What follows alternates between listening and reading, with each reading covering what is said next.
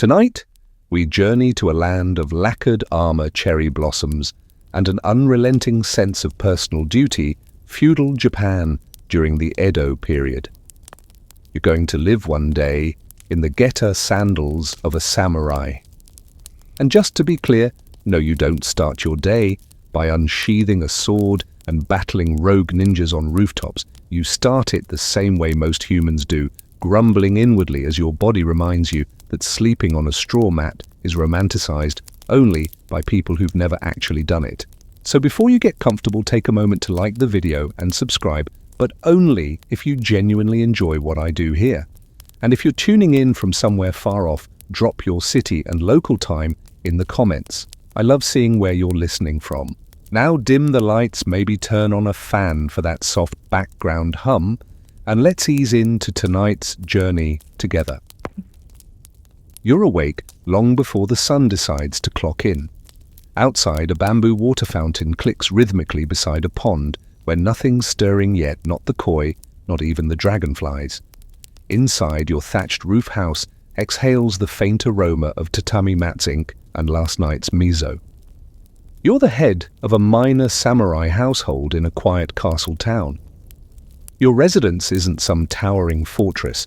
It's modest, 2 or 3 rooms, sliding fusuma doors, and just enough space to house your family, your armor stand, and of course your katana rack, which gets more respect than your youngest son. You rise quietly so as not to disturb your wife or the children. A servant boy, likely the son of a loyal retainer, has already prepared hot water for washing. You squat beside a ceramic basin and splash the icy water on your face, blinking away the last remnants of sleep and possibly regret. Personal cleanliness is not just about hygiene, it's ritual. Dirt on your body is disorder in your soul. You light a small incense stick, sandalwood always, and bow once to the household shrine. It's a compact wooden alcove that holds tiny statues of ancestral spirits and perhaps a protective bodhisattva. This is less about religion than respect. A samurai's life is tied to lineage, to duty passed down through names and ashes.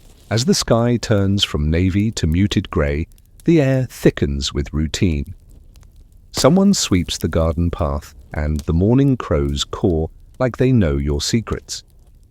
You dress slowly, not for war, but for another kind of battlefield, your daily responsibilities.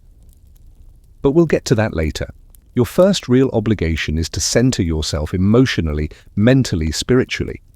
You kneel in Caesar position, spine straight, legs quietly screaming. You stare at your sheathed katana and wakizashi resting on the low wooden rack in front of you. These are not mere tools, they're your soul. The katana is long, curved, elegant, made by master swordsmiths who folded steel like origami. The wakizashi, shorter, is for close quarters and, well, you know, honorable exits. And here's your first surprise: most samurai during the Edo period never actually drew their sword in battle. Thanks to the Tokugawa shogunate's tight grip on peace, you're more likely to die of boredom or paperwork than violence. Still, you keep your blades clean, sharp, and sacred like a fire extinguisher you secretly hope never gets used. Historians still argue whether most Edo period samurai truly believed in Bushido, the so-called way of the warrior, or if it was a Confucian remix polished and published long after the glory days were over. Either way, you believe it, or at least you act like you do. Perception is everything. You glance outside, the mist is lifting, and with it comes a quiet alertness. The castle bell tolls gently, marking the hour. Soon you'll need to report for your morning duties, which may involve escorting a tax shipment, reviewing the rice ledger, or if you're really lucky, standing at a gate doing absolutely nothing while pretending to look stern. But for now, your house stirs. Your eldest son tiptoes past, trying to imitate your quiet dignity and utterly failing. Your wife offers you a modest breakfast: grilled fish, rice pickles, and miso soup, served on lacquered trays that are a little chipped at the edges. You don't complain. The Edo period was stable, yes, but economic hardship for lower-ranking samurai families like yours, still very real. You eat in silence, chewing deliberately, lost in thoughts of honor, obligation, and whether the younger samurai will ever stop rolling their eyes at poetry lessons. A fly buzzes near the ceiling. You watch it for a moment. Not even a warrior is immune to distraction. Just outside the town begins to wake. Vendors set up their stalls. A rickshaw creaks by. A priest chants sutras from a nearby temple, his voice curling over the rooftops like incense smoke. Everything moves slowly, rhythmically, as though the entire world is bound by invisible rules, and everyone knows their part except maybe the cat that just knocked over your bonsai tray again. And that right there is what it's like to wake up as a samurai in the Edo period. Not with sword fights or dramatic proclamations, but with quiet rituals, the soft crunch of gravel, and a mind already preparing for the next small act of honor. Because in this life, nothing is too mundane for meaning. You reach for your clothing with practiced ease, each layer unfolding like an extension of your body and your identity. There's no tossing on a tunic and calling it a day. No, not in a samurai household. First comes the fundoshi, that humble loincloth that makes you wonder whether chafing was just accepted as part of the warrior's code. Over that you wrap the nagajuba in a plain inner kimono that's usually cotton, its fabric soft from countless washings. Then the kimono itself, typically subdued in color, maybe with a family crest stitched in white thread on the back, if you're lucky enough to be from a recognizable clan. Next, the hakama, those wide-legged pleated trousers that make walking feel like gliding and bathroom breaks feel like a minor engineering challenge. You tie them high and tight, the folds, signifying virtue and discipline, or at least that's what you were told when you were 12 and fidgeting through your first fitting. Over this goes the kataginu, the sleeveless shoulder armor of the Edo samurai's ceremonial outfit, stiff and winged like you're about to take off. And on days of formal service, maybe even the haria jacket so elegant it almost makes you forget how itchy the collar is. Now the swords, always the swords. You slide the wakizashi into your belt first, followed by the katana, its lacquered scabbard cold against your hip. This act, known as daisho, the wearing of both long and short swords, is more than functional. It's symbolic, a visible badge of your class. Only samurai may wear the daisho. Everyone else, well, they'll have to settle for being alive and not under 1,000 social expectations. As you catch your reflection in the polished copper mirror hanging on the wall, you don't see a warrior preparing for battle. You see someone dressing for performance. The Edo period, especially under Tokugawa rule, was a time of peace, and with that peace came formality, bureaucracy, and the slow, suffocating pressure to appear perfect, even if your rice stipend barely keeps up with your needs, and your calligraphy resembles that of a distracted child. You tie your hair up into a tight shonmeige, yes, the classic top knot. It's not just a hairstyle, it's a statement. I am samurai, I am regulated, I am part of the system. Though, ironically, during hot summers, it doubles as a really bad idea. Some modern historians still argue whether the strict adherence to these styles during the Edo period was an organic evolution of class distinction or a top-down enforcement of visible order by the shogunate to maintain control. Most likely, it's both. Either way, if your knot's off-center, your superior will notice. He may not say anything, but the stare will follow you like a loose arrow in flight. Grooming too is non-negotiable. Your facial hair is minimal, your skin oiled with camellia to prevent dryness, and your nails trimmed so neatly that modern influencers might blush. Your scent, well, let's just say that people in this time appreciate subtler things. Musk from your obi belt, maybe a trace of incense smoke from the shrine, but not too much. Overdo it and someone will accuse you of vanity, which in samurai circles is like admitting you secretly enjoy kabuki theater more than Zen meditation. Scandalous. Before leaving the house, you sit once more in front of your swords and perform a brief inspection. You draw the katana halfway out, just enough to reveal the polished steel, its heiman, the wavy temper line dancing faintly in the morning light. You remember your grandfather showing you this blade, recounting how it was passed down from ancestor to ancestor, and how it once tasted blood during a minor border skirmish back when your clan was still important. Of course, whether this story is true or just invented to keep the kids impressed remains debatable. You secure your getter, those raised wooden sandals that make stealth walking absolutely impossible, and step outside the morning air, crisp against your face. The gravel crunches beneath your feet as you move through the narrow side path that leads to the main road. A neighbor, another low-ranking samurai, bows respectfully. You return it, measured and exact. This is not the place for enthusiastic waving or casual nods. Bow too low and you risk subservience, too shallow and you insult his house. The Edo samurai's day begins not with bloodshed, but with balance, social, spiritual, and sartorial. As you pass the local blacksmith's workshop, you hear the rhythmic clang of hammer on steel. Not making swords, mind you, but farming tools, because during this long era of peace, even the smiths had to diversify. A younger samurai is outside checking the fit of his new scabbard and talking far too loudly about some duel he might have won had his opponent not chickened out. You give him a side glance, the kind that suggests speak less, train more. He bows, embarrassed. You nod, subtly. A lesson has been passed. Quirkily enough, one Edo period fashion trend among samurai, especially younger ones, was to tuck scented paper into their kimono sleeves to mask the smell of sweat. Some even carried miniature fans with delicate paintings or poems scrawled on them, just in case conversation dried up and you needed to flex your cultural credentials.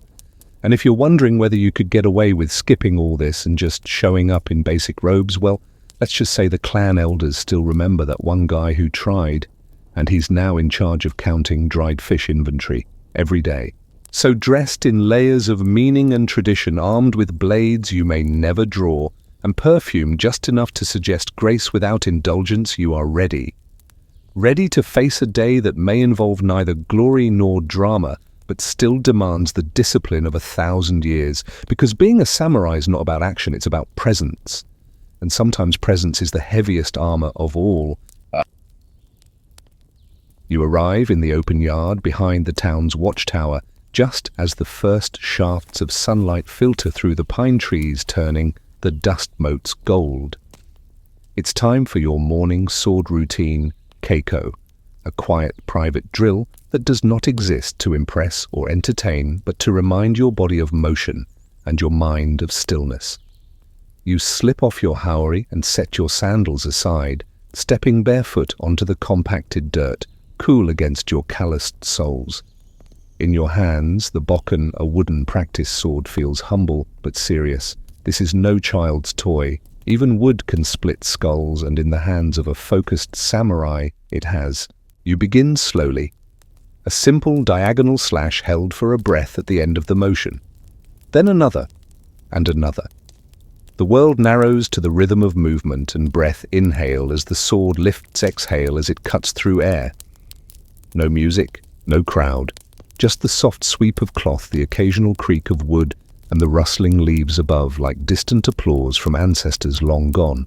This part of the day is not negotiable. Sword practice is one of the few places a samurai still gets to feel like a warrior, especially in the Edo period when the Pax Tokugawa had turned your class from feared elite to ceremonial bureaucrats with sharp accessories. You're aware of the irony, you perfect killing techniques you may never use in a time so peaceful that even duels are often frowned upon, unless deeply justified. But tradition is tradition, and the body remembers even when the world forgets. Historians still argue whether the martial training of Edo-era samurai was more symbolic than practical. Was it simply a performance of heritage or a genuine attempt to retain preparedness in a world that no longer called for blades? Evidence suggests both. Many schools of swordsmanship flourished: Ito-ryu, Yagyu, Shinkage-ryu, Katori Shinto-ryu, each with its own philosophy, footwork, and flavor. Some emphasized explosive speed, others elegant control. You've trained in two styles and mastered neither, but you repeat the kata as if your life depends on it, because deep down, some part of you still believes it might. Today you practice Tsuki the thrust. It looks simple, but it's deceptive. You must align your hips, draw power from the floor, and move in one clean, uninterrupted strike, like a hawk diving through air. You repeat it until your shoulders ache, then the side cut, then the upward parry, all drilled again and again until you begin to feel that strange samurai calm, not peace exactly, but a kind of suspended awareness, like standing on the edge of a cliff and listening to the wind. There's a moment where a dragonfly lands on your sleeve and stays. You don't move. In some folk beliefs, dragonflies are messengers of the dead. In others, they're symbols of courage and swiftness. In yours, a welcome break. Eventually it flits away and you return to training. Off to the side, a few children have gathered, giggling as they mimic your stances with broomsticks. One of them points and calls out, "Sensei." You smile without turning. These are the town's children, not your students, but still their curiosity reminds you why this ritual matters. You're not just preserving your own dignity, you're preserving the image of samurai for the next generation. And even if it's a borrowed dignity shaped by films yet to be made and tales yet to be exaggerated, it's still something. After an hour, you bow to the air and sheath the wooden sword. Your muscles are warm now, your heartbeat even. You've bled, no one threatened, no one defended, no honor. And yet, somehow, you feel fulfilled. Welcome to the paradox of the Edo-era warrior. Now it's time for blade maintenance. You retreat to a shaded veranda where your actual swords await. With a soft cloth, you clean the katana's blade, careful not to touch the steel.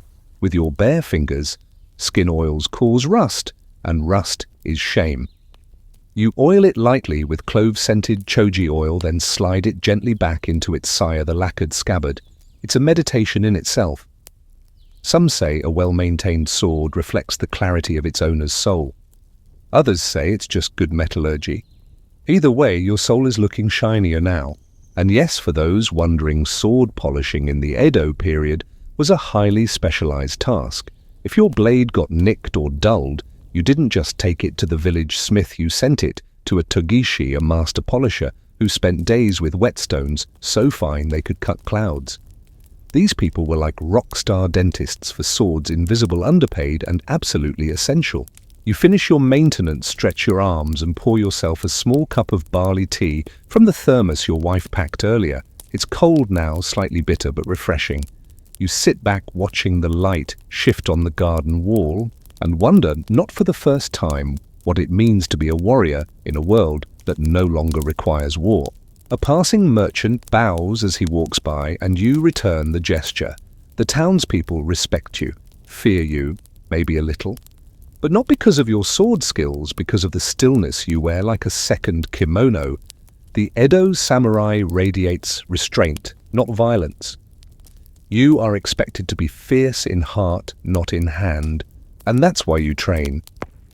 Not to fight, but to not fight with grace, with power, and with the quiet confidence of someone who knows he can but chooses not to.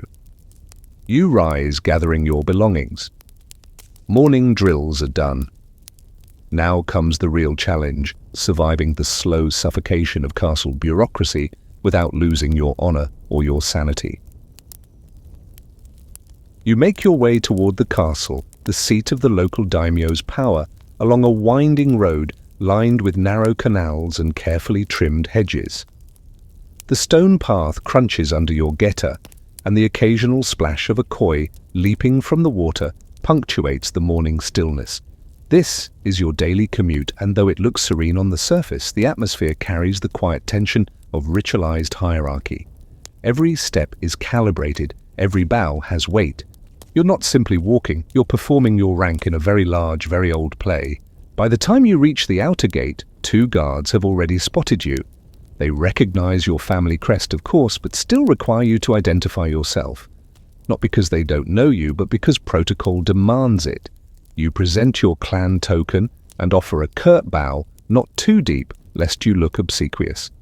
They open the gate without a word, and you pass into the outer courtyard, where officials and retainers scurry about like orderly ants. Inside the castle grounds, things shift from martial to managerial. Edo period samurai are, after all, not battlefield legends but civil servants. You're not here to duel or patrol or defend ramparts. You're here to review rice tax ledgers. Yes, you, the proud inheritor of centuries of warrior tradition, are expected to examine scrolls, tally bushels, and verify that the local village headman hasn't skimmed too much off the top. And if you're really fortunate, you might even get to attend a strategy meeting on drainage maintenance in the lower paddies. You step through the tatami-lined hallways of the administrative wing, where the smell of cedar and ink fills the air. A junior scribe greets you, hands trembling slightly, as he passes over a wrapped scroll with your assigned duty for the day. Land allocation reports from the northern rice villages, it reads, followed by a long list of numbers, names, and notations that make you nostalgic for sword practice. You kneel at a low writing table, brush in hand, and begin. The ink flows with a rhythm you've practiced since childhood, but your wrist aches before long. Bureaucratic writing is less about elegance and more about precision. The numbers must be exact, the characters must be clear, and yes, there's a correct way to stack completed scrolls, which your superior will absolutely scold you for ignoring. And yet within this drudgery lies the core of the Tokugawa piece. The system works because samurai like you follow these processes. The rice yield, or kokudaka, determines everything: stipends, military readiness, even your clan's prestige. It's all part of the grand illusion that everyone from the daimyo to the lowliest ashigaru is part of a stable, harmonious order. Historians still argue whether this bureaucratization was a necessary adaptation to peace or a slow death knell for the samurai spirit. Some say it preserved the class, others say it neutered it. You say it's just Thursday. By midday, your knees have gone numb, your brush has frayed, and you've spotted at least 3 arithmetic errors that will require gentle correction and, depending on your supervisor's mood, an apology poem.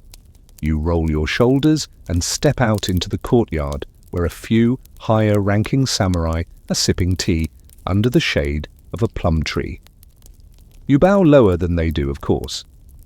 One of them waves you over, offers a seat, and asks your opinion on the recent temple fire in the southern quarter. You offer a cautious take. It was unfortunate, but perhaps an opportunity to improve building codes. The older man nods thoughtfully, then launches into a monologue about the importance of seasonal inspections and the moral decay of roof thatchers. You sip your tea, nod at the right moments, and silently wish for a meteor. Nearby, you notice a samurai wearing armor, real armor, not the ceremonial breastplates that usually hang untouched. He's part of the castle guard rotation today, which means he'll be standing motionless for hours at the gate, sun beating down, armor plates creaking. It looks glorious. It's also absolutely miserable. But part of you envies him. At least his job looks like the kind of thing a samurai is supposed to do. Quirky detail. Some samurai were assigned the role of poetry examiner in castle duties. Yes, that's a real thing. If a fellow retainer submitted a haiku to the daimyo's seasonal anthology, someone had to ensure it was up to snuff. Imagine risking dishonor, not because you lost a duel, but because your poem about plum blossoms lacked emotional depth. Welcome to Edo. Eventually, the castle bell rings twice. Lunch hour. You file into the designated dining hall, essentially a long tatami room with a strict seating order. Higher ranks at the head, junior ranks near the serving trays. You take your place in the middle, which means you've achieved a level of mediocrity that would make your ancestors blink in disappointment and then nod solemnly. A tray is placed before you: steamed rice, grilled fish, pickled daikon, and a small cup of miso soup. Simple, balanced, and identical to yesterday's meal. The conversation is hushed, decorous. One man discusses the declining quality of inkstones. Another mutters about the rising price of bamboo brushes. No one mentions swordplay. No one mentions battle. You chew, slowly, eyes drifting to the open garden where a lone crane stalks through the pond like it owns the place. And then, without fanfare, the meal ends. Trays are collected, bows are exchanged. You rise with the others and return to your ledgers where rice and ink flow more freely than blood or glory. This is your world now, precise, restrained, and thick with expectation. You may not be a battlefield legend, but you are a guardian of order, a samurai in a silk-lined cage, and somehow that's harder. You shuffle back to your writing station, still savoring the warmth of the miso as it settles in your belly when your superior approaches with a raised brow and a freshly sealed scroll. You brace for a new assignment, perhaps village inspection, maybe another tax review, but he surprises you. Escort duty, he mutters, handing you the paper. Town perimeter, minor patrol. You bow in acknowledgement, but internally, your spine straightens like a sparrow alert to spring. Patrol. An actual assignment outside the castle walls. You try not to smile. It's not a duel, not even a dispute, but it's movement. Fresh air. Maybe a taste of that ancient calling buried beneath the ink stains of your daily life. You gather your things, fastening your daisho securely to your obi. You won't need them, probably, but protocol demands full wear when on patrol. A small squad awaits you by the lower gate, 3 others. Younger samurai from different households, 2 of whom still look like they're trying to grow facial hair. They bow to you, not deeply but enough. You're not their superior, but you've clearly seen more seasons. You nod in return, taking your place at the front. You step out together, crossing from the manicured symmetry of the castle compound into the buzzing disorder of the town.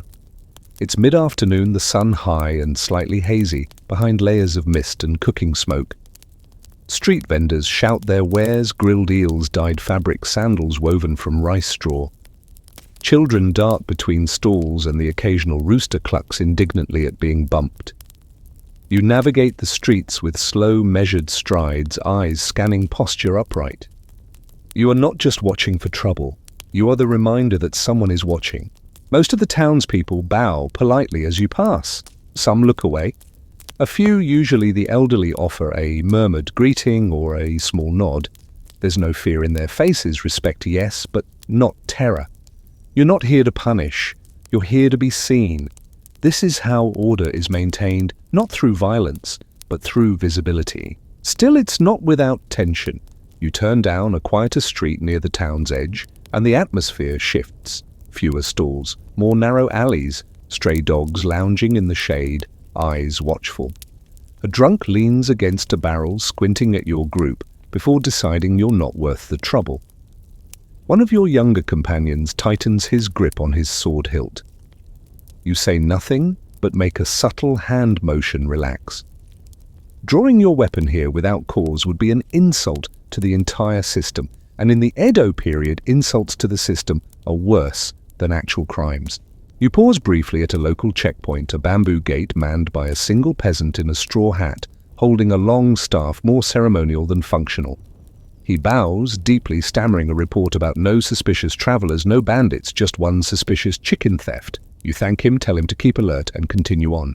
You glance at the surrounding countryside. Rice paddies stretch in layered terraces gleaming under the sun. Beyond them, distant hills shimmer like myths on the horizon. This is the land you protect, though you'll rarely need to draw steel to do it. It's not glamorous, there's no music swelling as you stride past the scarecrows, but it's honest. Quirky fact samurai on patrol were sometimes required to report on environmental observations, things like damaged irrigation canals, overgrown paths, or idle peasants. You're not just peacekeepers, you're walking notaries of order, constantly scanning for disruptions, whether human or horticultural. One time, an overzealous young samurai filed an official complaint about a misaligned stepping stone on a garden path. His supervisor made him realign every stone in the district by hand. Lesson learned. As you circle back toward the town, your small squad takes a detour through the market square. You nod to a merchant you've seen often, a tofu seller with an oddly philosophical streak. Order is like curdled soy, he once told you. Soft if handled wrong, firm with care. You didn't understand then, you still don't. But his tofu is excellent. Just as you're thinking of buying a snack, A minor commotion ripples from the corner, shouts, a toppled stall and a figure running. Instinct kicks in before you even think. You gesture to your squad. 2 flank left, you move forward. The man is young, barefoot, clutching a cloth bundle possibly stolen. He's fast, but you know these streets. You corner him in a dead-end alley. He stops panting, eyes darting. You don't draw your sword. You don't need to. You step forward, hand resting loosely on your hilt, and ask his name. He hesitates, says nothing. Then suddenly he sinks to his knees and places the bundle on the ground. It's dried persimmons, probably swiped from the stall. You exhale slowly and motion for the others to retrieve him. No need for force. You offer a few coins to the vendor to cover the loss, standard procedure for minor infractions, and tell him to keep the boy's name quiet. First offences, if handled with dignity, need not define a life. One of your squad members looks at you surprised. You raise an eyebrow. Mercy, you remind him silently, is also part of the code. Historians still debate how often Edo samurai actually intervened in civil matters like theft or dispute. Some argue that towns were mostly self-policing, with samurai acting more as figureheads. Others suggest that low-ranking samurai were deeply involved in maintaining daily peace. Today at least you felt useful. As the sun begins its descent behind the watchtower, you return to the castle gates, your feet sore, but your mind strangely at ease. You've done nothing heroic, nothing poetic, but you've upheld the rhythm of this peace, quietly, competently. In the Tokugawa era, that might just be the highest honor. Back within the walls of the castle, your patrol report is brief and precise. No need to dramatize. 1 attempted theft, no injuries, no drawn swords, property returned. You submit the record on a narrow strip of rice paper, your brush strokes clean and controlled. Another paper goes into another ledger, and with that your patrol duty is officially complete. But your day, not quite. You return home in the late afternoon, body-tired clothes carrying the faint scent of sweat and cedar, and mind only half distracted by the distant echo of drums from a nearby shrine. In your study you find your youngest child trying to practice calligraphy, the brush held like a spear. You smile to yourself. Your eldest daughter is helping him her own scrolls, already neatly stacked poems about plum blossoms and frogs and the moon's reflection in rice water. You nod in approval, but don't say much. Samurai praise, as you know, is doled out sparingly like ink from a nearly dry well. It's time for your personal studies. Being a samurai, especially during the Edo period, means being as much scholar as swordsman. You kneel once again in front of a low desk and unroll a scroll of the Analects by Confucius. Next to it, another by Yamaga Soko, the philosopher who argued that samurai in peacetime must be moral exemplars, pillars of decorum, discipline, and compassion. You've read it before, you'll read it again. Repetition is the scaffold of mastery, or so you tell your children. You dip your brush in ink and begin copying kanji, each stroke deliberate. Not just to memorize, but to embody. It's said that a samurai's brush must be as sharp as his blade, and there's truth in that. One wrong angle in a character, and you've transformed virtue into pigsty, not ideal for a reflective journal entry. The act of writing, though silent, is never still. Your thoughts drift. You wonder what your father would have thought of this era of peace. He fought in the Shimabara rebellion, or at least claims to have. You were a child then, barely able to tie your own obi. But you remember the tension, the whispers, the prayers. Now the land is calm, but the silence is heavier than war. Historians still argue whether this peace created a class of idle warriors or a golden age of cultural refinement. The truth is likely both. Yes, some samurai fell into poverty selling heirlooms to afford sake. Others became poets, artists, and administrators. You chose duty, but sometimes late in the day like this, with the ink drying and the paper curling, you wonder whether you chose it or whether it chose you. You close your scroll carefully, weighing the wooden rods at each end. Outside, your wife lights the evening lanterns. The house glows with amber warmth, the air rich with the smell of sweet soy and grilled eggplant. You join your family in the main room. Your children bow as you enter, and you return the gesture, but less formally now. This is home after all. Dinner is a modest affair. Rice again, with miso pickled radish and a small bowl of simmered fish. You sit on the tatami, your posture still upright, even at ease. You discuss little.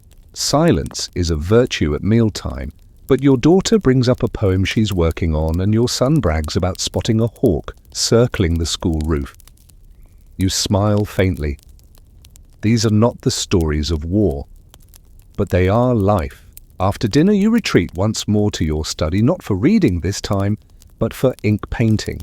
You spread out a fresh sheet, pick up a broad brush, and begin shaping the form of a lone pine tree beside a mountain ridge. It's stylized, simple, stark.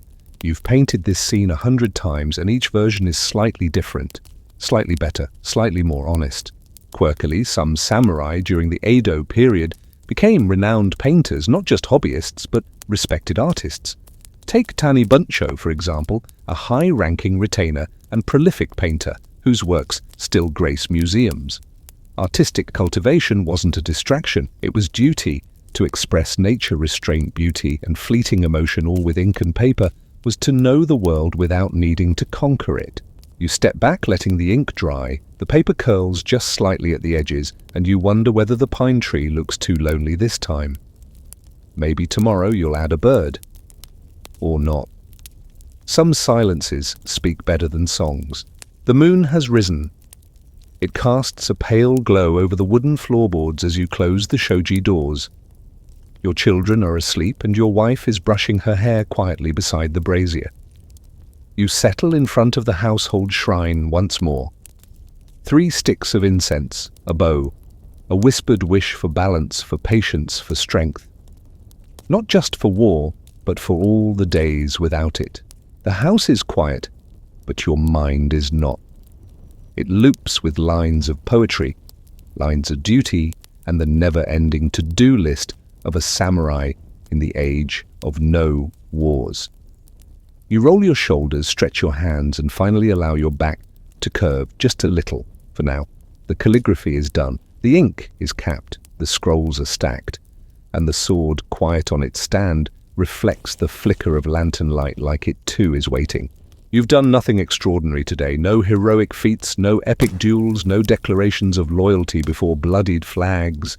And yet you upheld the code, maintained your honor, taught your children, respected your elders, and kept your corner of the world from descending into chaos or disgrace. That in this era of peace is the closest thing to victory.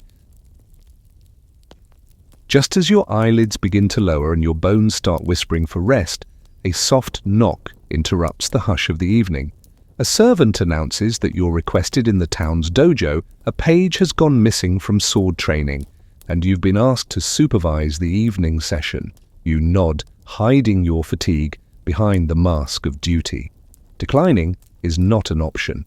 You slip on your haori, tighten your obi once more, and step out into the quiet streets, your footsteps echoing against the lantern-lit walls. The dojo is a modest structure of bamboo and cedar, nestled between a Buddhist temple and a bathhouse. It smells of sweat, pine oil, and rice straw mats that have absorbed decades of discipline. Inside, flickering lamps cast long shadows over the wooden floor. You're greeted by the instructor, a man older than you with a moustache as sharp as his side eye. He bows, deeply relieved, to hand over supervision for the evening. It's not that the students are unruly, it's that they are tiring, and everyone knows it.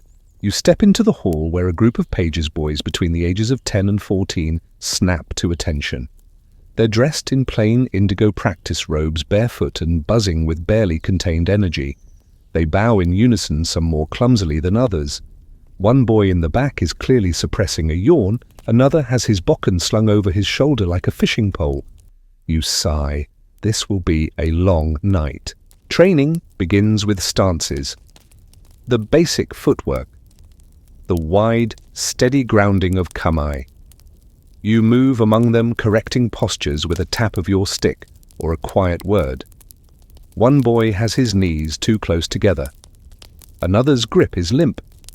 A third is too stiff, trying so hard to look fierce that he's forgotten how to breathe. You adjust his shoulders and whisper, "You're not chasing a thief, you're chasing stillness." Then come the kata preset, sequences of strikes and parries. The boys shout with each movement, their ki echoing off the dojo walls like waves crashing against a cliff of exhaustion. You observe closely, not just form but spirit. Do they understand what they're practicing, or are they mimicking shapes, swinging wood without meaning? One boy catches your attention. He's focused, deliberate, and clearly gifted, but he's also cocky. After a particularly flashy sequence, he grins at the others. You stop the group. "Come here," you say. He approaches, unsure whether praise or punishment awaits. "Show me the third kata, slowly." He does, and it's good, technically. "Now do it again," you say. "But imagine your opponent is your brother. Would you still strike like that?" He hesitates, confused. Because in real battle, you do not fight enemies. You fight reflections of your own rage, fear, and pride. If you do not understand that you'll lose, even if your blade finds flesh. Historians still debate how deeply philosophical samurai training was at this level. Some accounts suggest rigorous ethical instruction, others say it was mostly drills and obedience. But you remember your own youth, how your sensei lectured you for an hour after you cut a practice post too enthusiastically. How he told you control is the first proof of mastery, not force. You allow the boys a short break. They collapse in clusters, gulping water and whispering jokes. One asks if he can tie his bokken to his back like the warriors in kabuki plays. Another swears he saw a fox spirit in the alley behind the dojo.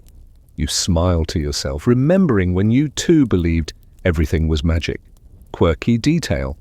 Some dojos in the Edo period trained students in more than just swordplay etiquette, poetry, and even tea ceremony was sometimes included. A well-rounded samurai wasn't just a fighter. He was a vessel of cultivated virtue, which meant knowing how to write a death poem and fold a kimono properly. Eventually, the missing page shows up, muddy, panting, and red-faced. He'd gotten lost, chasing a dog that had snatched his rice ball. You raise an eyebrow so high it could scratch the ceiling but say nothing. You simply hand him a mop and point to the corner. Discipline is sometimes better mopped into the floor than shouted into the air. You finish the session with seated meditation mokuso. The boys kneel, eyes closed back straight. You walk the rows, the only sound your soft sandals brushing the floor. This is the true test. Can they be still? Can they endure the absence of action? You kneel beside them, your own mind a gentle pond stirred only by the ripple of one thought. Will these boys grow into the kind of men who can uphold the code, not just memorize it? The session ends, bows are exchanged, gratitude expressed. You leave the dojo with a respectful nod to the instructor now sipping tea in the shadows. On the walk home, the town has quieted even further. The lanterns are fewer now, the streets empty. The moon is high and full, bathing rooftops in silver. You pass a shuttered tea house where a biwa player once sang of Minamoto glory. You remember that night, the music, the way your heart tightened with longing for something fiercer than ledger checks and etiquette scrolls.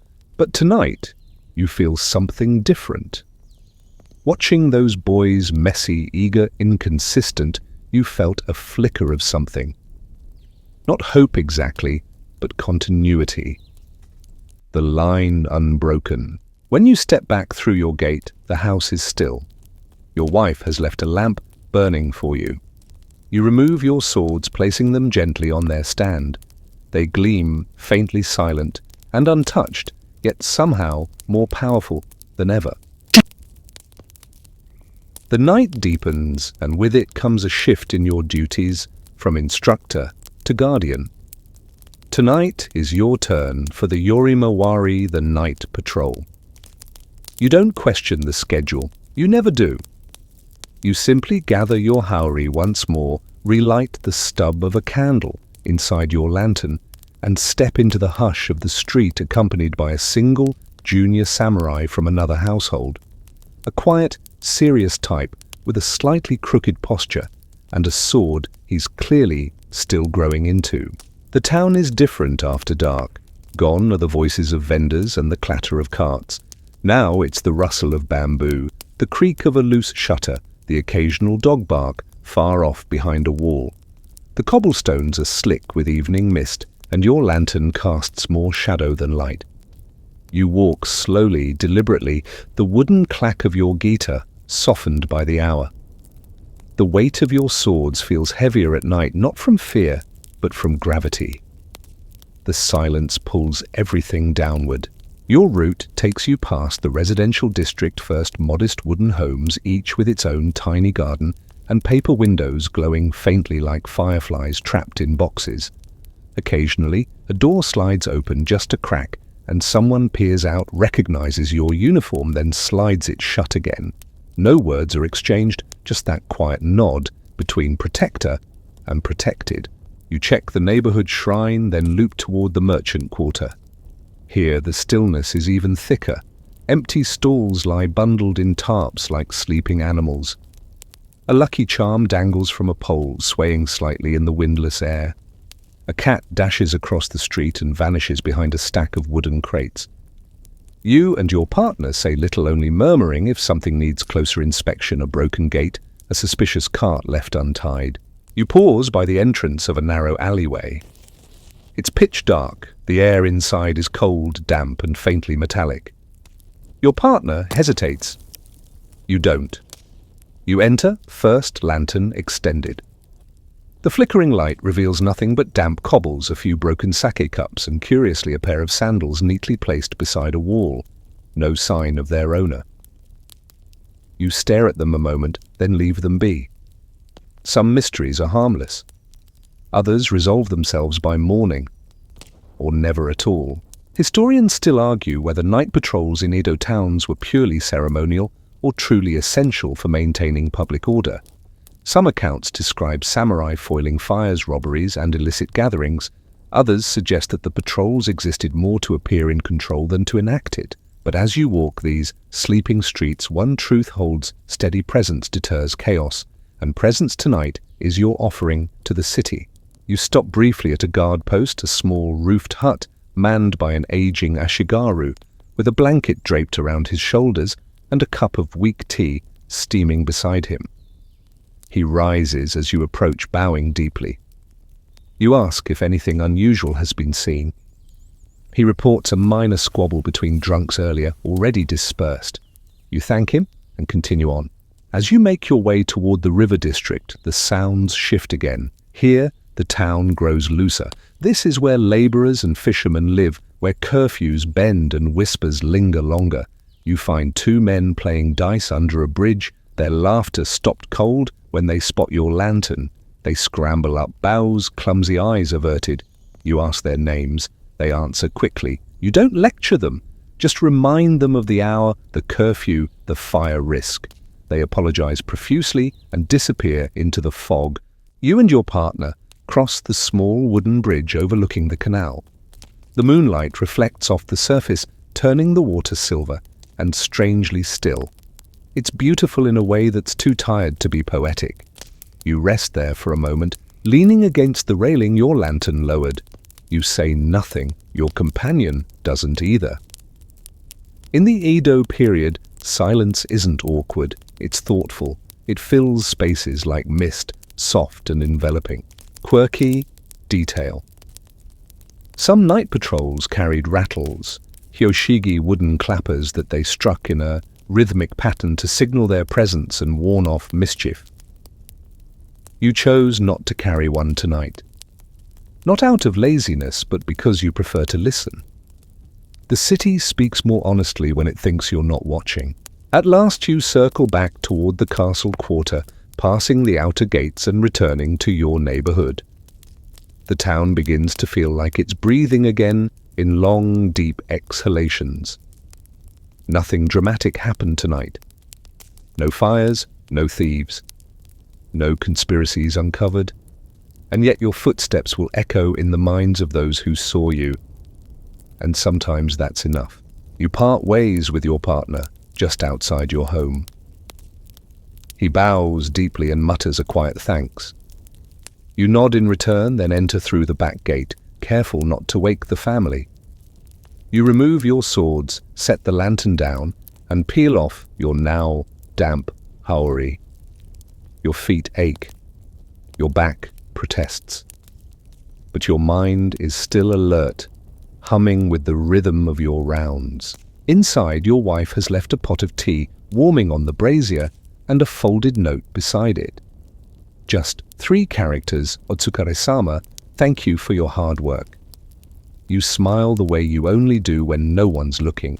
And in that moment, in that house warmed by soft light and quiet care, you realize something honor isn't always earned in the heat of combat or on the stage of history. Sometimes it's earned one silent footstep at a time in the places no one writes poems about. By the time you rise the next morning, your limbs are stiff, your neck sore from sleeping in the wrong position, and your eyes still heavy with the kind of fatigue that clings like wet fabric. But today is not a day for rest, it's a day for family. And not in the sweet leisurely sense of bonding over fishing trips or shared tea. No, today you're expected to resume your role as Aino Aruji, head of the household bearer of discipline, provider of values, and when necessary, enforcer of tradition. You begin by inspecting your household's accounts, rice stores, the condition of the rain gutters, the quantity of ink remaining for daily writing practice. You keep track of these things not out of obsession, but because this is your domain, and no samurai household functions without order. Your wife has already prepared a list of items needed from the merchant district ink cakes fabric for new hakama for your growing son and more oil for the lanterns. You nod as you glance over the list, handing it to the steward with brief instructions. He bows low and disappears. Then the real challenge begins: morning training for the children. Your daughter is already practicing calligraphy, the steady scratch of her brush across the rice paper, a reassuring sound. Your son, however, is nowhere to be found. A quick search reveals him hiding behind the rain barrel face smeared with breakfast and guilt. He's attempting to skip his kata drills again. You haul him gently but firmly to the courtyard, place a wooden sword in his hand and step back. Begin, you say. He sighs. The first movement is sloppy, the second rushed. You let him continue. Then, after the 5th error, you stop him. Do you know what this means, you ask, lifting his bokken. He shrugs. To cut. No, it means to choose when not to cut. He frowns, puzzled, but repeats the kata again. And this time there's a tiny shift in his stance. Less haste, more thought. It's a start. Samurai parenting is not unlike bonsai care, constant shaping, a great deal of patience, and the occasional snip that feels cruel but prevents disaster. You take a moment afterward to check on your elderly mother, whose health has waned over the past year. She's resting on a floor cushion, watching the garden through the open screen. She nods when you enter, and you kneel beside her. No words are exchanged. They aren't needed. She taught you that silence is sometimes the most powerful dialogue. You pour her a cup of warm tea, leave it beside her, and rise again. Duty to your elders, oyakoko, is not just encouraged, it is sacred. And in Edo period samurai families, this respect is the glue that binds generations. Your wife joins you as you move to the main room. She's carrying a scroll, your daughter's newest poem. You read it together. It's about a cicada shedding its skin on the temple bell. You smile faintly. It's good, you say. A little too long, she nods. She'll learn. There's pride in your voice, but you keep it low. Open praise is rare, earned praise even more so. Historians still discuss the exact domestic roles of samurai families, particularly the women. Far from being passive, many samurai wives managed household affairs, arranged alliances, and raised children with strict moral training. Some even ran the household estate while their husbands served the daimyo. Your wife is no exception. She keeps the entire house balanced like a teacup on her fingertip. You rely on her more than you admit, and she knows it. As midday approaches, the family gathers in the garden for a rare shared meal under the shade of a persimmon tree. The food is simple: cold soba noodles, pickled cucumber, steamed chestnuts. But the setting makes it taste better. Your daughter recites her poem aloud. Your son tries to juggle chestnuts and nearly knocks over the teapot. You chuckle, only mildly scolding him. Your wife hides a smile behind her sleeve. Even your mother hums softly at the breeze. Then almost on cue, your mother-in-law arrives. The gate slides open, and there she stands tall, imperious, with the kind of energy that makes even your sword twitch nervously in its sheath. You bow respectfully but cautiously. She nods once and begins listing what your household is doing incorrectly, starting with the lack of bamboo wind chimes and ending with the supposed undercooking of your morning rice. You endure it with the practiced patience of a man who's faced worse. You don't flinch, you don't talk back, you just nod, subtly, tightening your grip on your teacup to avoid committing a minor war crime with porcelain. After all, harmony begins at home. Even when home includes the woman who once told you your haiku had no soul, still there is wisdom in her fire. After the lecture, she produces a small pouch of dried medicinal herbs and instructs your wife how to brew it for your mother. To keep the cold out of her bones, she says. You bow again, this time with sincerity. Even the fiercest critics can hold the softest hearts. Quirky fact. In some households, samurai mothers-in-law held as much authority as the head male, particularly when it came to domestic rituals, marriage arrangements, and child-rearing. If the samurai was the sword of the house, the mother-in-law was often the forge. Later in the day, you retreat to your study where your son follows armed with a dozen questions about Bushido sword-making and why the neighbor's dog never bows. You answer what you can and redirect him to his reading practice for the rest. But as you sit back and watch him trace his brushstrokes, you feel something quiet swell inside you. This child will inherit not just your name and your blades, but the code you try to live by. You hope it's enough. Because in the end, the hardest thing about being a samurai in the Edo period isn't holding your sword, it's holding your family together. Evening draws in again, the shadows stretching long across the papered walls, and the crickets begin their nightly chorus. Tonight, though, you don't return to your brush or to drills or to the ledgers of rice and coin. Tonight is for something more internal, ritual and reflection. A samurai's outer life may be governed by duty, but his inner life is scaffolded by respect ceremony, spiritual balance.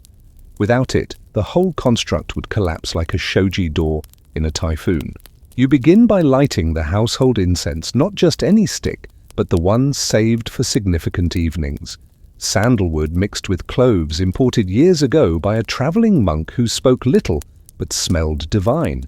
The smoke curls up fragrant and alive, and you kneel before the small family altar. Inside the tiny cabinet are the names of ancestors written on wooden spirit tablets, or ihai, alongside small offerings, a bowl of rice, a pinch of salt, and a perfectly cut persimmon. You bow 3 times, slowly, spine straight and unwavering. You speak softly, more to the air than to the altar, offering thanks for protection and requesting continued guidance.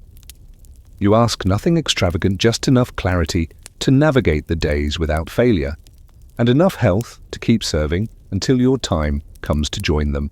Then comes the scroll. Not the poetry or administrative scrolls, but the sutras.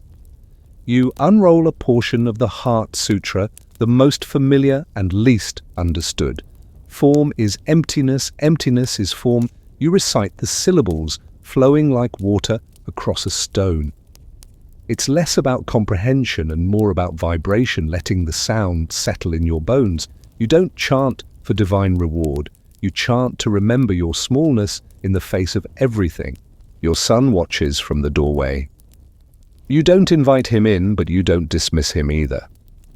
This is how the next generation learns, not through orders, but observation. One day he will kneel here, speak these words, light these same sticks of incense. Or maybe he won't. Maybe the world will change by then, but tonight he watches. Historians still debate how deeply religious Edo period samurai were. Some claim they were devout, others say their rituals were more cultural than spiritual, woven into the fabric of life, more than carved into the soul. Likely, it varied. What's certain is that these rituals gave shape to a life that could feel suffocating in its restrictions. You didn't always need answers. Sometimes it was enough just to have a form to follow. After the sutra, you pour 2 cups of tea, one for yourself, one left at the altar. This part is always quiet. Even the insects seem to pause. You sip slowly, letting the warmth travel through you like memory. You think about your own father. The times he would kneel here in the same pose, hands, firm eyes closed. You used to wonder what he prayed for. Now you suspect it was strength to face another day without disgrace. You understand that now, intimately. Next comes the sword ritual. Not for cleaning, it's already polished, but for presence. You sit before your daisho and bow. You draw the katana just a few inches, the steel catching a shard of candlelight, and you hold it there. The blade hums with silence as if remembering something it's not allowed to say. You slide it back into the saya and bow again. Quirky little note. Some samurai believed their blades had kami or spirits, especially if they had taken life. There were even special rituals to appease a sword if it had seen battle. Yours hasn't drawn blood, just breath and dust, but you treat it with the same reverence. Better to show too much respect than too little. After the rituals, you step outside, drawn by the full moon. The night is cool, the wind gentle rustling the tall grasses by the outer fence. You walk alone for a moment barefoot on the stones, just to feel the ground again. In your role, you often forget your own body except when it complains. But now you notice everything: the cool earth, the rough bark of the plum tree, the faint scent of river moss from the canal. Your wife joins you after a while, draping a shawl around her shoulders.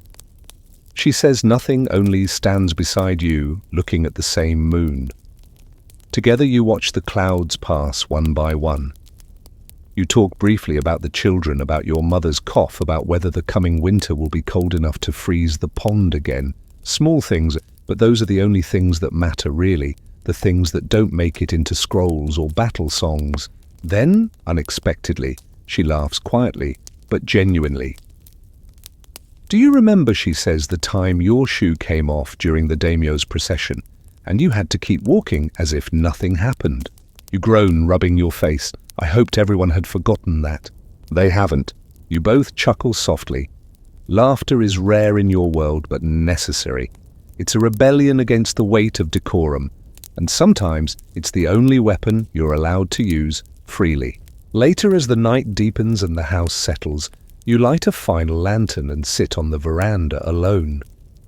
You reflect not on what you did today, but what you managed not to do. No errors in the rice ledger, no raised voices at dinner, no lapse in posture during the scroll inspection, no forgotten bows. In a world ruled by form, the absence of misstep is itself an achievement. You whisper a final verse, not a famous one, just a quiet haiku you've written in your head. Lanterns all extinguished, only moonlight now remains. Still the sword does shine. You don't need applause, you don't even need sleep, just the knowledge that for one more day you lived the code. Me. You're halfway through your second cup of barley tea the next morning when a messenger arrives barefoot, dusty, and clearly trying not to pant in front of a man with 2 swords. He kneels deeply and presents a folded note bearing the seal of a neighboring clan. You raise an eyebrow. Visitors' requests, or worse trouble, you break the wax and read. A minor land dispute. 2 vassals, one from your domain, one from theirs, are squabbling over an irrigation canal that wanders a bit too generously across a shared boundary. Nothing grand. But the letter requests a samurai to mediate as the issue is beginning to escalate. You know what that means. Someone kicked over someone else's boundary marker. Again. So you prepare not for battle, but for negotiation, which in many ways is more dangerous. You dress formally in your black kimono with the family crest. Your blades are polished, your sandals fresh. You ride out with one attendant, the road twisting through fields of golden rice and under the occasional crooked pine. It's a beautiful ride. Shame it's for something so predictably ridiculous. Upon arrival, you find the scene exactly as expected. Two groups of peasants standing stiffly on either side of a muddy canal, arms folded, faces tight with generational frustration. Their respective local samurai lower-ranking men from modest households stand nearby, each pretending they're above this nonsense, while clearly being knee-deep in it. You dismount, bow briefly to both, and ask for the facts. Turns out a seasonal flood shifted the canal's curve slightly westward, leading one group to accuse the other of stealing water and retraining the gods of the field. You listen calmly, ask questions, walk the land, and most importantly, stay absolutely neutral. You propose a compromise, a joint effort to reinforce the canal wall, with stones from both villages supervised by a neutral third party, your steward perhaps. Each group will receive equivalent irrigation time scheduled and rotated weekly. You even offer to have a small shrine erected near the canal to pacify the kami. Everyone insists, are very, very upset. No swords drawn, no shouting, just bows, muttered agreements, and the quiet acknowledgement that peace is harder than conflict and infinitely more tiring. Historians still argue whether such disputes were truly settled by calm diplomacy or if power imbalance and intimidation played a stronger role. In truth, it was often a blend, but in the Edo period, especially under Tokugawa, rule violence was discouraged in favor of harmony and layered formality. You wield etiquette like a blade, cutting through pride and posturing with well-timed deference and stern clarity. Your attendant hands you a cup of water as the villagers begin organizing the stone-moving effort. You sit under the shade of a nearby tree, watching them bicker and laugh and haul rocks like ants rebuilding a nest. This strange, sweaty peace is your battlefield now. And in some way it's more honorable than war. Quirky detail. Samurai were often expected to keep track of their mediation results in personal journals. Some even developed their own shorthand for common phrases like argument over water disrespected borderline and, amusingly, elder blames spirits.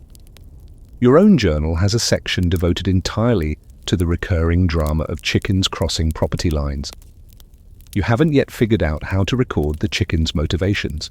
On the way back, you stop by a roadside tea house. The matron recognizes your crest and prepares a quick snack, rice balls with pickled plum and a cup of roasted tea. You eat in silence, gazing out at the rice fields. The wind bends the stalks in great waves like a sea of gold.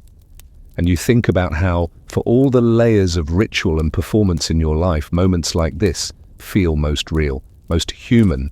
You return home by late afternoon, dusty and sun-warmed. Your daughter meets you at the gate, clutching a bamboo flute. "I've learned a new song," she says. "Want to hear it?" You nod. She plays. It's simple, hesitant. A few notes falter, but the melody, thin and brave, threads through the air like sunlight through reed blinds. You close your eyes and listen. Your wife brings a basin for washing your hands and face. The water is cool, tinged with a citrus leaf. You let it pour over your fingers, letting the day's dust swirl away like bad memories. Then word comes there's been an altercation in town. Not serious, but still your concern. Two merchants accused a wandering ronin of intimidation. No theft, no harm, just posture and insult. The kind of thing that flares quickly if left unchecked. You gather your swords again, third time today, and head down to the shop row. The ronin is exactly what you expect, rough around the edges, a chipped katana slung too low, and the air of someone who reads more about battles than fights in them. You approach him, calmly bow, and ask his name. He gives it. You ask if he understands the local code of conduct. He shrugs. You remind him that here, swords are worn with humility, not swagger. You don't raise your voice. You don't place a hand on your hilt. You simply stand there, measured, quiet, watchful. Eventually he bows, apologizes to the merchants, offers to move along. No arrest, no paperwork, just presence. And that's what your role often is, not warrior, not judge, not scholar, but a vessel of balance. You carry peace like a full cup of tea, careful not to spill it, even when the ground beneath you shifts. As the sun sets again, turning the sky to molten orange, you return home, hang your swords, and finally sit down. Your wife serves dinner, your children talk over each other, your mother clears her throat, and everyone falls respectfully quiet. You say a few words of thanks and the meal begins. Today, like so many others, you drew no blade, but you did your duty, and sometimes that's the sharpest cut of all. Another week begins, and with it a formal invitation from the local daimyo himself, a seasonal gathering hanami to view the cherry blossoms blooming behind the northern shrine. You're expected to attend, of course, along with every samurai of mid-rank or higher in the domain. These events aren't just for sipping sake under a tree, they're performances of status etiquette and in-a-way theatre. The blossoms may be soft and fleeting, but your comportment must be firm and unshakable. You dress meticulously that morning, this time with particular attention to elegance. Your best haori black with crisp white mon is aired out and pressed. Your hakama is pleated so sharply it might cut. Your swords are polished, though they will not leave their sheaths, and your hair is tied with precision. You check your posture in the polished metal mirror. Straight, composed, faintly serene. Perfect. Or as perfect as a man with a stiff left knee and 2 children who broke a lantern last night can manage. The event takes place on a wide wooden platform overlooking the shrine's koi pond. Pale pink blossoms drift through the air like snowflakes, collecting on the edges of lacquered trays and in the folds of guests' sleeves. The air is thick with the scent of plum wine-grilled river fish and freshly split bamboo. Musicians pluck soft notes from biwa and koto, creating a background hum of serenity. You arrive on time, never early, never late, and take your assigned place among the other samurai. Each one nods, some with recognition, others with cool politeness.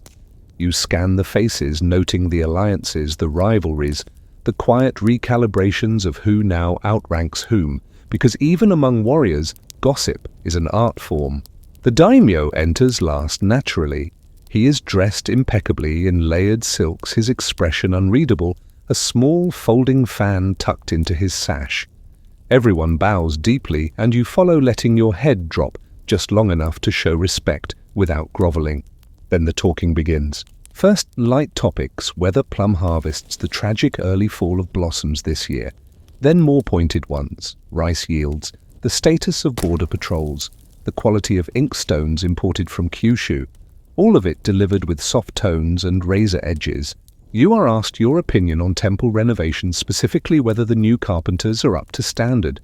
You offer a carefully worded endorsement praise that sounds mild enough to avoid being accused of favoritism, yet firm enough to suggest competence. A few nearby samurai nod. One smirks. You're not sure if that's a compliment or a warning. The conversation shifts to the younger generation. Someone mentions a promising youth who memorized 100 Confucian maxims before the age of 10. Another boasts that his son can split a pine log with a wooden sword. You mention your daughter's poem about the cicada and the temple bell. There's a moment of silence. Then one older samurai grunts softly. Good metaphor, fleeting but clear. It's the highest compliment you'll get today. You sip your sake slowly, careful not to finish it too quickly. Too much enthusiasm is unbecoming. Too little and you seem distant. The balance, as always, is maddening. Historians often portray samurai gatherings as solemn or overtly formal, but evidence suggests these events were layered, ceremonial on the surface. Yes, but rich in maneuvering sarcasm, subtle barbs, and the occasional inside joke about someone's cousin who once tried to duel a bamboo fence. You've attended enough of these to know that diplomacy is less about truth and more about timing. As the afternoon deepens, poetry scrolls are unrolled and passed around. A few guests read theirs aloud. One is clumsy, one is overly florid. Then the daimyo gestures for you to read. You hadn't planned to, you hadn't even written one, but this is a test and everyone knows it. So without pause you recite from memory. Petals drift on wind, unbothered by where they fall. Still they grace the earth. Silence.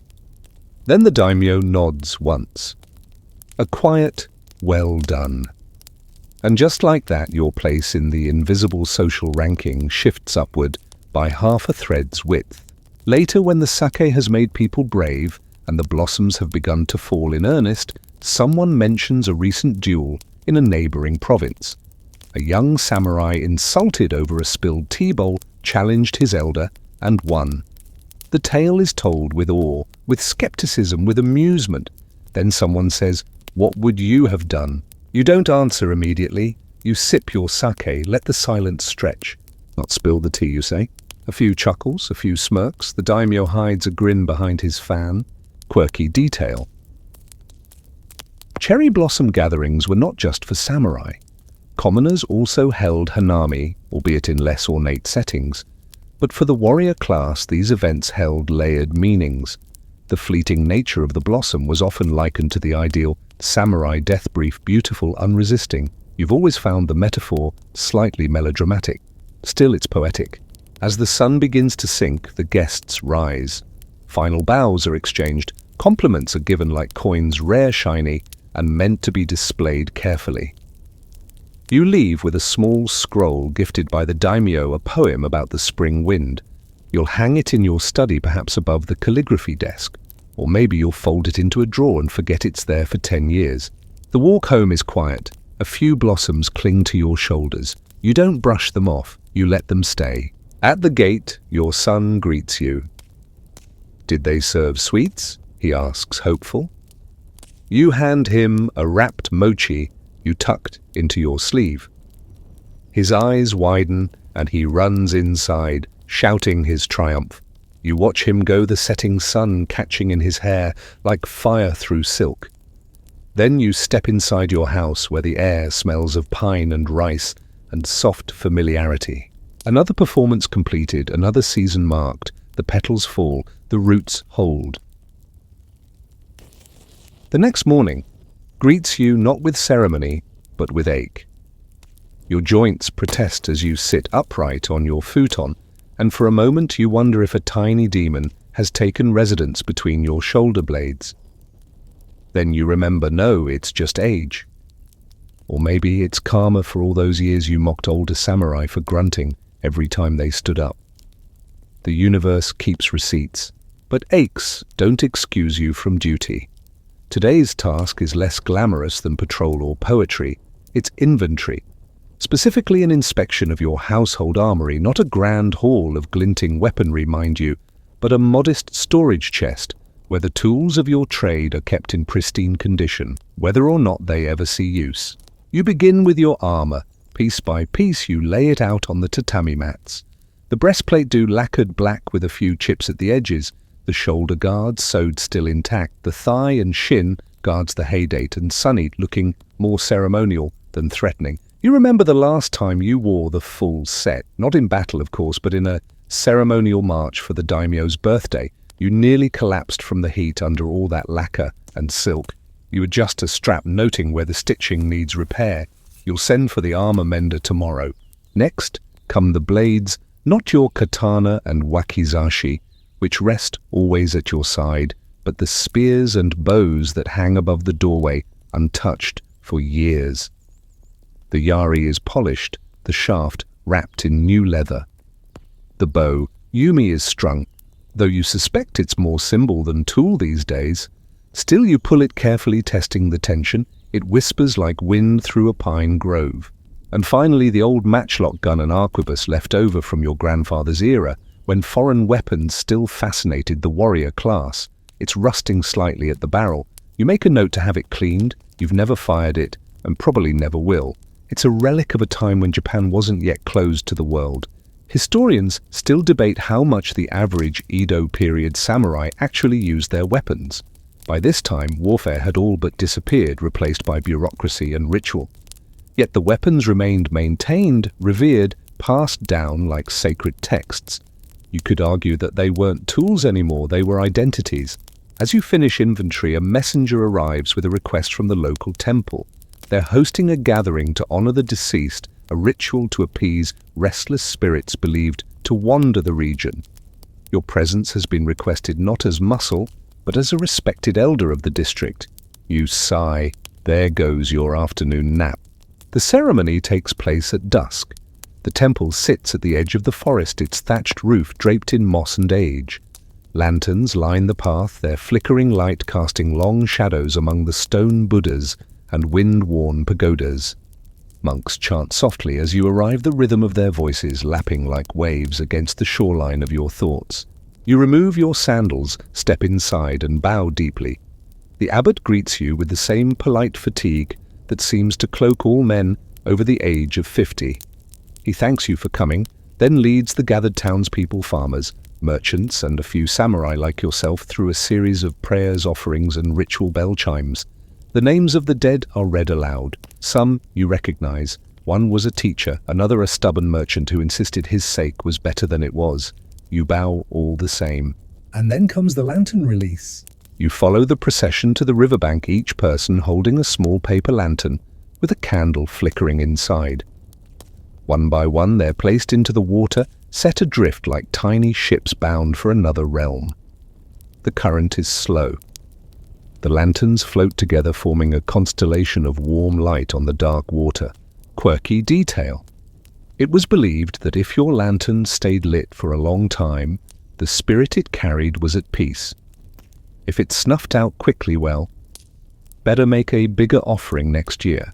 You place your own lantern in the water and watch it drift, bobbing gently among the others. You think of your father, of the men who trained you, of comrades now gone, their names etched in old scrolls and fading memories. You bow once more, a little deeper than necessary.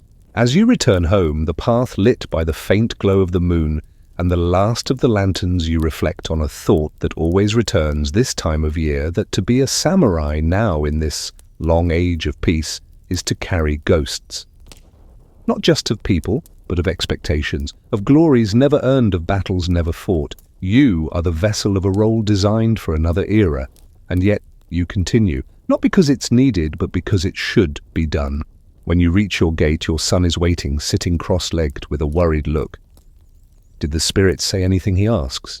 You kneel beside him, tousle his hair, and say no, but they listened. You sleep that night without dreams. The following morning begins with something unexpected, a letter. Not a scroll, not an official edict or family record, but a real letter, sealed with wax and sent by courier from a distant town you haven't visited in years. You recognize the handwriting instantly. It's from a fellow samurai, a childhood friend, who took a very different path. You read it slowly, carefully. He writes of his life, how he resigned his commission 3 years ago, renounced his stipend, and now tends a small mountain shrine with his wife and a fox who refuses to leave. He says he doesn't miss the rituals, the posturing, the endless bows and ledgers, but sometimes he admits he misses the feel of a sword at his hip. He wonders aloud whether either of you were ever truly samurai or just actors in someone else's story. You stare at the words a long time. Then you fold the letter, press it closed, and place it in a wooden box with other letters, most of which you'll probably never answer. That afternoon, you're summoned to the district office. Apparently, a complaint has been lodged against you. Not by a superior, but by a commoner. This is rare. Intriguing. You dress quickly, slide your swords into place, and make your way through the winding alleys that lead to the official hall. The complaint: that your patrol last week disrupted a merchant's business. Specifically, your presence startled his customers and caused him to lose coin. You raise an eyebrow. The official delivers the message with the kind of neutral voice that suggests he too thinks it's absurd, but that decorum must still be followed. You reply with calm clarity that your patrol was silent, brief, and customary, that no instructions were given, no swords drawn, no words exchanged. The merchant perhaps mistook discipline for threat. The official nods. The case is dismissed with a bow, and you're reminded yet again that being a samurai in an era of peace means your authority can be challenged gently, politely, but publicly. And you must respond not with pride, but with restraint. Historians still debate the erosion of samurai status during the Edo period. Some say it was gradual, with every tax audit and poetry contest further dulling the edge. Others argue that the peace offered samurai a new kind of honor, the grace to hold power and not wield it. Today you feel both sides of that blade. After the hearing, you walk through the town with slower steps. The air is warm, the sun filtered through parasols and paper lanterns. You pass schoolboys practicing their calligraphy in the courtyard of the temple, each stroke labored over thought. One notices you watching and quickly straightens his back. You nod not sternly, just enough. At a street corner, an old man plays a shamisen, his voice cracked and lyrical. He sings of old warriors and peach blossoms, of rivers crossed and homes never returned to. You stop to listen, letting the song wrap around you like a memory you don't fully own. A few coins in his basket, a bow exchanged, and you move on. Back home, your wife is sewing in the light of the open window. She glances up, senses something different in your gait. Everything's settled. Yes, you reply, for now. She doesn't ask further, she knows. You sit for a while in the garden watching the koi circle lazily in their stone pool. One is missing a fin attacked by a crane last year, but it swims just as well. You think of your friend in the mountains, of the letter of the life he's chosen. A simpler one maybe, but not necessarily easier. And your son appears holding a bamboo practice sword. Can we train? You raise an eyebrow, voluntarily. He shrugs. I want to get better. You rise, walk to the center of the garden where the stones are flat and worn smooth by decades of footwork. You show him a stance, correct his grip, and then let him try. He swings too hard. Off balance, his feet slide. You stop him. Do it again, slower. Feel the weight, control it. He exhales, tries again. It's better. Not perfect, but better. You train until the sun dips low, until his shoulders ache and your voice grows quiet with repetition. And when he finally sits panting and smiling, you hand him a cup of water and say, "Good. Tomorrow we do twice as much." Quirky fact. Some samurai children were sent to live with other households to learn discipline without the cushion of parental familiarity. You've considered it briefly, but for now you keep him close. The world is already distant enough. That night you write a reply to your friend. You tell him you're glad he found peace, that you envy his view of the stars, that you're still here, still bowing, still balancing the weight of tradition and the lightness of cherry blossoms. You don't say everything, but he'll understand. You sign the letter, fold it, seal it. Outside, the wind rises, carrying the scent of pine and distant rain, and you sleep again, not as a warrior or judge, but as something quieter. A man between centuries, still learning how to carry a sword that's mostly meant to stay sheathed. You awaken before dawn once more, this time not from obligation, but from habit. The house is silent, everyone else still lost in dreams, but your eyes open to the faint blue hue of early morning. You lie there for a moment unmoving, as the soft hush of wind outside stirs the paper screens, and the air carries that fragile scent of dew pine and smoke from a neighbor's stove, catching the first flame. It's a stillness so complete you're almost reluctant to disturb it. But of course you rise, always you rise. You step into your sandals and move to the veranda. The garden greets you with its quiet, stoic greenery, stones damp from the night, a single camellia blossom already fallen. You exhale long and slow, watching your breath vanish. For a moment, there is no role, no armor, no house to manage, no children to train, no reports to sign.